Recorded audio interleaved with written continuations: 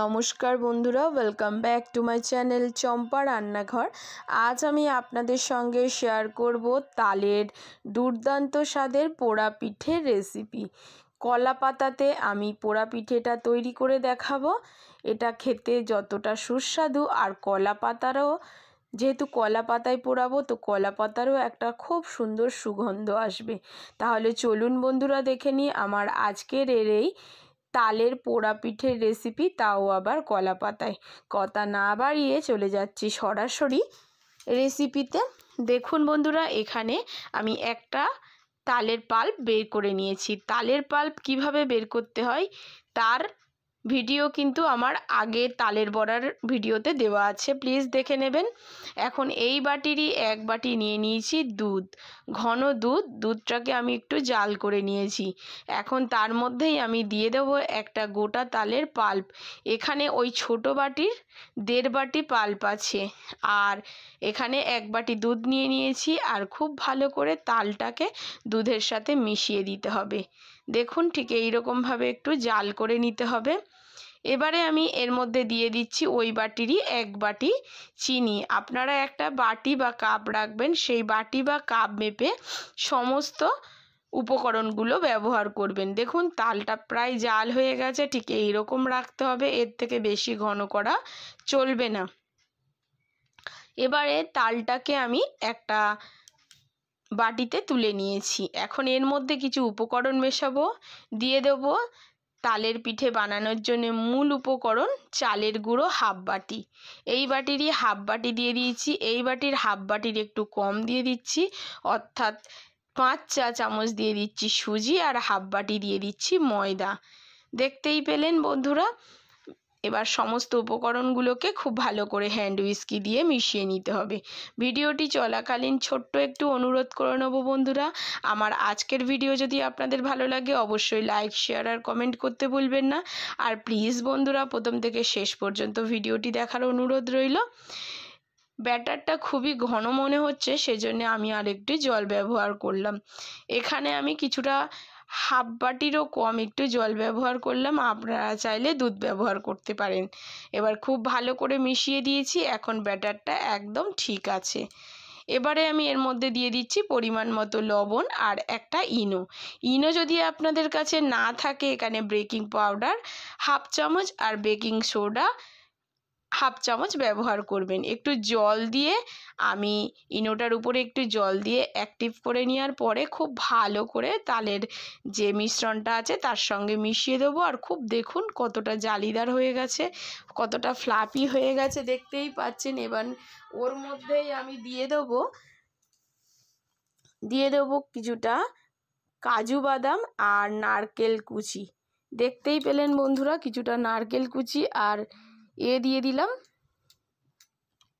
কাজু বাদাম। এখন একটা বেশ পিছনটা মোটা এইরকম একটা কড়া নিয়েছি, আর কড়ার মধ্যে দেখুন কিছু কলা পাতা আমি দিয়ে দিচ্ছি। এখানে 3 থেকে 4টে কলা পাতা প্রথমে কড়াইয়ের মধ্যে দিয়ে দিতে হবে। দেখতেই পাচ্ছেন আমি 3 থেকে 4টে কলা পাতা পেতে নিয়েছি, আর উপরে একটু তেল দিয়ে নিচ্ছি। এই তেলটা কলা পাতার উপরে দেওয়ার কারণে কিন্তু খুব সহজেই তালের পিঠেটা উঠে আসবে। দেখতেই পাচ্ছেন। এখন কড়াতেও আমি একটু তেল হাতটা বুলিয়ে দেবো। এতে কিন্তু কলা পাতাটা খুব সহজে পুড়ে যাবে না। দেখতেই পাচ্ছেন বন্ধুরা। এবারে খুব ভালোভাবে কলা পাতাটাকে এখানে পেতে নিচ্ছি কড়ার মধ্যে। এবারে যে ব্যাটারটা রয়েছে, ব্যাটারটা কলা পাতার উপরে ভালোভাবে ঢালতে হবে। এখানে আপনারা চৌকো শেপও করে নিতে পারেন, আমি এখানে গোল শেপ করে নিয়েছি। আর একটু হাত দিয়ে খুব ভালো করে এটা একটা শেপ তৈরি করে নিতে হবে, যাতে খুব ভালোভাবে কলা পাতার উপরে এই তালের যে ব্যাটারটা আছে খুব ভালোভাবে লেগে যায়। দেখতেই পাচ্ছেন, একটু হাত দিয়ে একটু ঠিকঠাক করে দিলাম। একটু তেল হাত উপর দিয়ে দেবেন, তাতে একদম সমান মসৃণ হয়ে যাবে উপরটা। এবারে উপর থেকে আরও কিছু কলা পাতা দিয়ে ঢাকা দিয়ে দিতে হবে। আরও 3 থেকে 4টে কলা পাতা নিয়ে আমি উপর থেকে এই তালের মিশ্রণটিকে ঢাকা দিয়ে দেবো। আমি যেভাবে ভিডিওতে দেখাচ্ছি বন্ধুরা, ঠিক সেইভাবে আপনারা সেমভাবে বানাবেন, তাহলে আপনাদেরও পিঠে কিন্তু অসাধারণ হবে। দেখতেই পাচ্ছেন, এবার খুব ভালো করে মুড়ে নিয়ে আমি ঢাকাটা দিয়ে দেব, যাতে ঢাকার বাইরে কোনো রকম কলা পাতা বেরিয়ে না থাকে। দেখুন কেমনভাবে আমি করে নিচ্ছি। এখন যে ওই ছিদ্রটা আছে, ওই ছিদ্রের মধ্যে উপরে একটা দিয়ে দিচ্ছি লং, যাতে কড়ার যে ভাপটা আছে সেটা বেরিয়ে না যায়।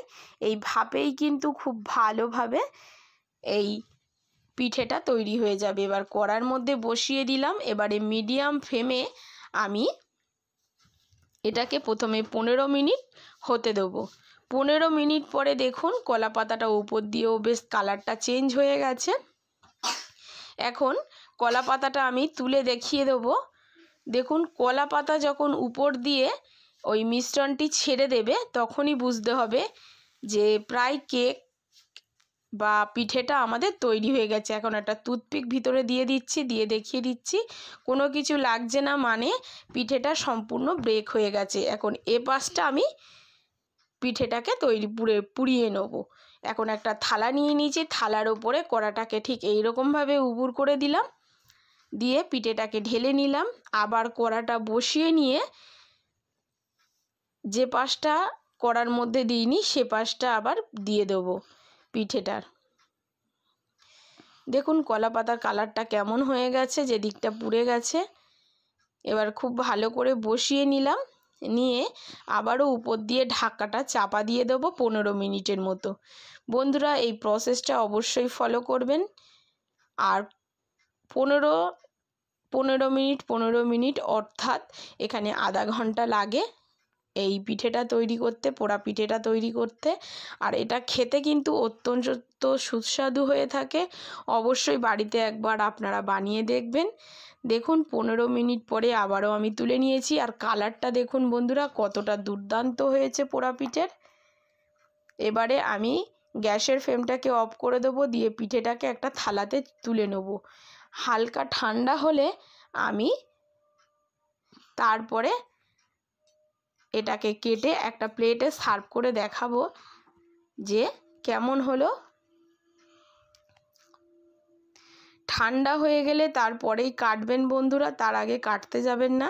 ঠান্ডা হলে কিন্তু আরও শক্ত হবে, আর এটা কিন্তু বেশ সফট আর ভেতরটা বেশ নরম থাকে, খেতেও অত্যন্ত সুস্বাদু হয়। এখন দেখুন কি স্মুথলি কেটে যাচ্ছে, তার মানে বুঝতে পারছেন যে পিঠেটা কতটা সুন্দর তৈরি হয়েছে।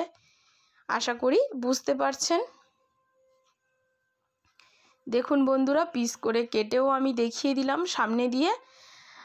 আমার আজকের ভিডিও আপনাদের কেমন লাগলো অবশ্যই কমেন্টের মাধ্যমে জানাবেন। আর যদি খুব ভালো লেগে থাকে অবশ্যই লাইক করবেন, শেয়ার করবেন। আর প্লিজ আপনি কমেন্ট করে জানাবেন আমার ভিডিওটি আপনি কোথা থেকে দেখছেন। তাহলে বন্ধুরা আজ এই পর্যন্ত, আবারও দেখা হয়ে যাবে অন্যান্য রেসিপির সঙ্গে। এতক্ষণ ধরে ভিডিওটির সঙ্গে থাকার জন্যে অসংখ্য ধন্যবাদ। আর রেসিপিটি খুব ভালো করে মনোযোগ সহকারে দেখুন। আর বাড়িতেও আপনারা ঠিক এত সুন্দর, এখন তালের সময়, আর এই সময় এত সুন্দর তালের পোড়া পিঠে বানিয়ে বাড়ির সবাইকে খাওয়ান আর নিজেও খান। দেখবেন আবার বানানোর রিকোয়েস্ট আসবে। সুস্থ থাকবেন আর ভালো থাকবেন।